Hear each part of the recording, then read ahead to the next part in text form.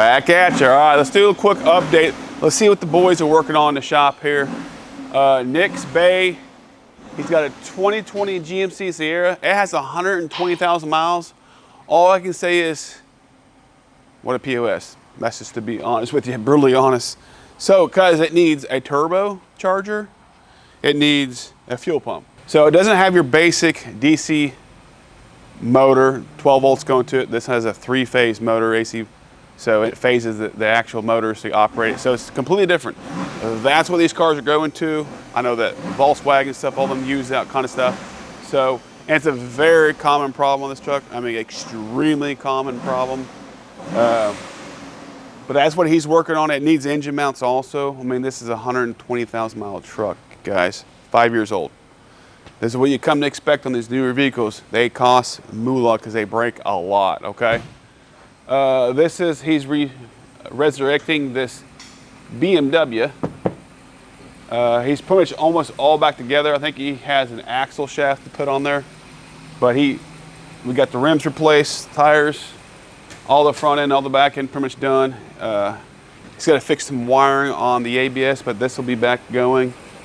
This is a 2019 X5, I believe. 50,000 miles on it, leaking from 2 cooling hoses. Common theme you're picking up here, these newer cars break a lot earlier and they cost big money to repair. So Nick's finishing that up right there. This is a F-150.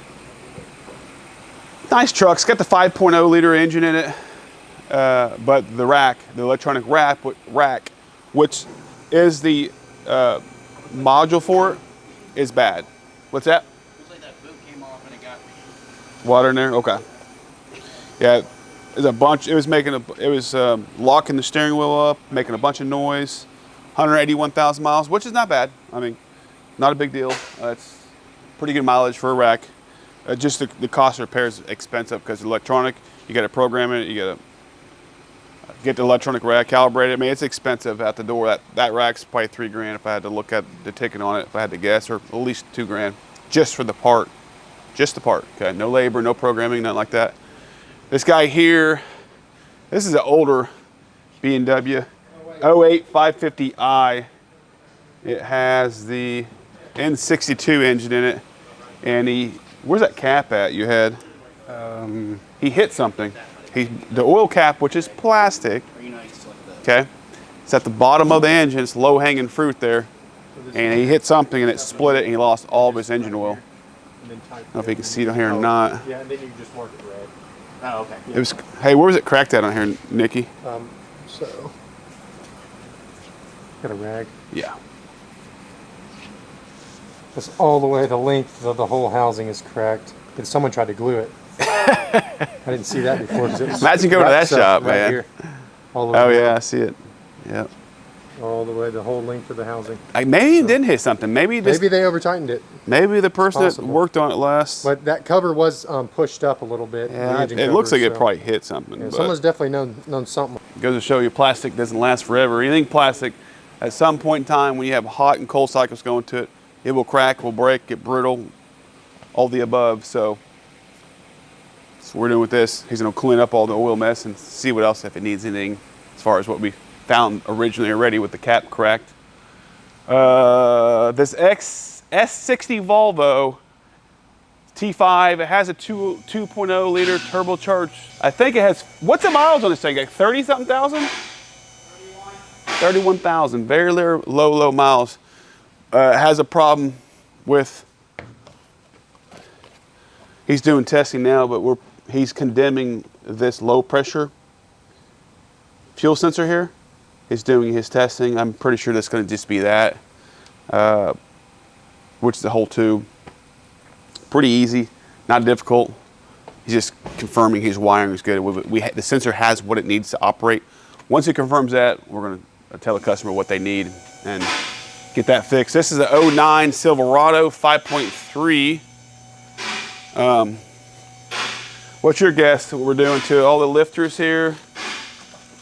Lifter trays. We had a bye-bye AFM lifter go bye-bye. So Heads are at the machine shop right now, but you can take a look in here, see what it looks like. He's got it all tore down. He's got to clean it up a little bit. As you can see here, what's involved to do this work. So, heads up machine shop. They get back, he'll continue on. He's kind of dead in the water until then. He's got to clean it up. This here, this is a perfect example of you can't just go to any shop to get stuff done, because there's a difference. Here you go, Sammy. There's definitely a difference when it comes to where you get your work done at, because this car here was at a used car dealer in town. They bought it from the auction, and when we looked at it initially, I told them, hey, this thing's change has been done, and it sounds terrible still. They sold it to a customer, and the chain was super loose. It was rattling like crazy. All the few guides were broken. But where this first guide goes into the head right here, they stripped out.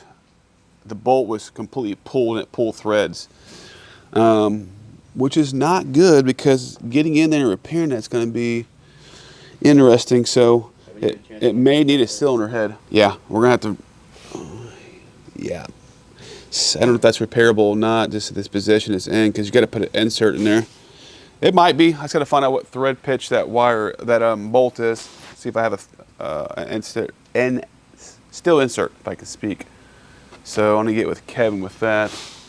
But yeah, we're gonna just do a timing job, but it's a little more in depth right now, because the balance shaft chains were all broken. The guys were, and you can see right here, I think it's broken to heck. So, of course, I got some cheap Depot timing kit they put on here. I mean, just, you really get what you pay for in this business, guys. I cannot stress that. You know, it's like beating a dead horse, but I keep saying it, but it's just so true. We see it every day. I mean, I literally see it every day of the week. The problems that shops just don't care. They don't care. They're in it to make a buck. They're rotating employees out. Their employees aren't trained. No one's overseeing the kind of quality work they're doing. They're just man for their own, and the work you're gonna get is based on that technician's work. And some guys care about the work, some don't. You want to go to a shop where that guy cares about his work. So this here, it's an Avalon, like 05, 06 Avalon. He hit something, and he damaged the condenser, so I have a condenser coming. That'll be here tomorrow. Rubicon, we're doing complete suspension, steering on it, shocks, struts. So, fluid services, resales of diff, belt, a lot of stuff. You got it's all big ticket. And then you have this little Saturn View here that had some wiring damage due to a rodent. A rodent chewed up all these wires, so Nick's gonna come through here and fix this so we get this back on the road for him. So, give you a quick little update what's going on. Yeah, everything's going good. It's going smooth, nice and easy.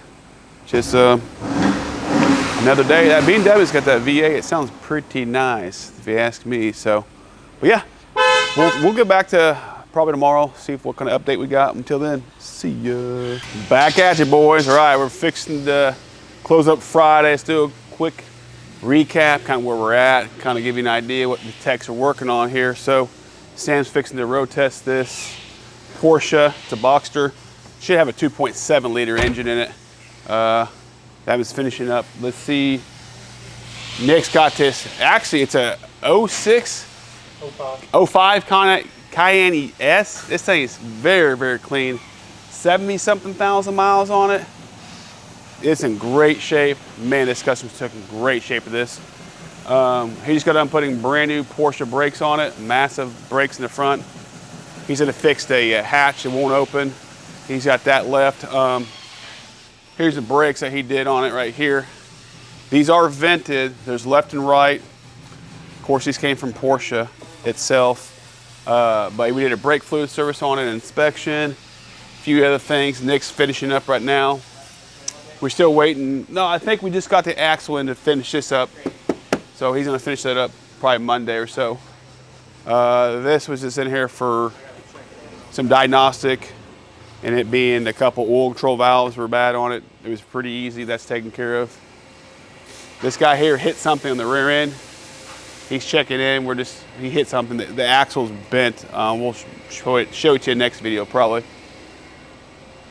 Check engine light on this. It's due to the purge valve right here is bad on it. And it's an inspection. That's something quick and easy. We're almost done with that. We'll see what the customer wants to do.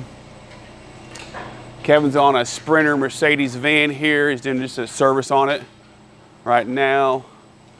This 09 Silverado, we're waiting on the cylinder heads to come back from the machine shop so we can finish it. This is 2010. It's got a 4.6 in there, and it's got a dead hole cylinder 8. Kevin needs some more time to figure out what's going on. We just got it in here. So that's that. This Avalon here, Davis put he's going back with they hit something, they crushed the condenser, so he's going back with the hoses and the condenser and all that kind of stuff. So he's taking care of that. Are these okay? This one is. That one I don't think is. Okay. Right. This one is. Where's that one go to? It goes right here from the compressor on around to here to the condenser. Gotcha. I already checked it. Okay. And it's exactly the same. This one I do not believe is. That goes to something else? Yes. That's your pressure block. Okay. That's this one out here. Well, I looked at that and it's completely different. Oh yeah, you don't have to use these hoses. Okay. These hoses are fine. Okay. It's just a condenser. Okay. All right, I'm going to change the O-rings and I'll get the number. We'll go back with those and just make sure Yeah, you get the number. Just, yeah. If you need them, let me know. Yes, sir. What they look like.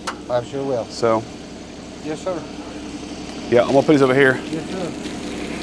That's an old hose right there? Yes, sir. Okay, did that one match? Yeah, it matched perfectly. Okay, you wanna put that one on?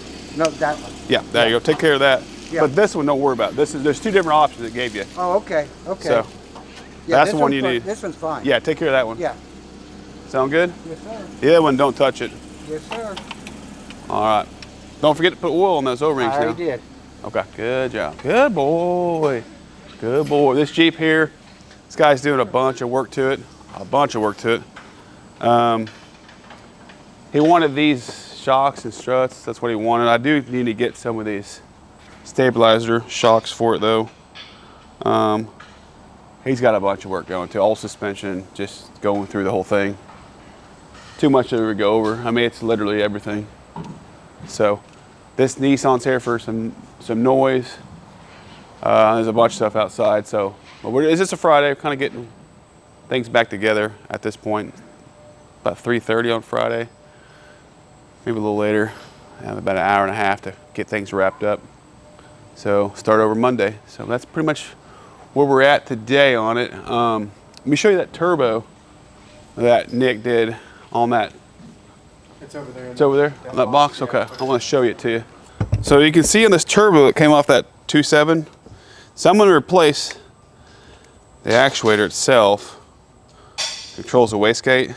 That's been replaced, and I don't know if they're trying to solve, I have no idea if they're trying to solve anything, but you can kind of see it looks like it was leaking some coolant maybe, but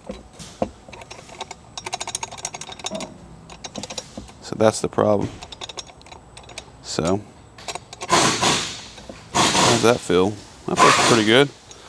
It's making a whole bunch of noise. Not supposed to do that. It sounded awful. It's actually been redesigned as well. Oh, okay. So the new one's been redesigned. It's actually integrated into the lever. Nice. Okay.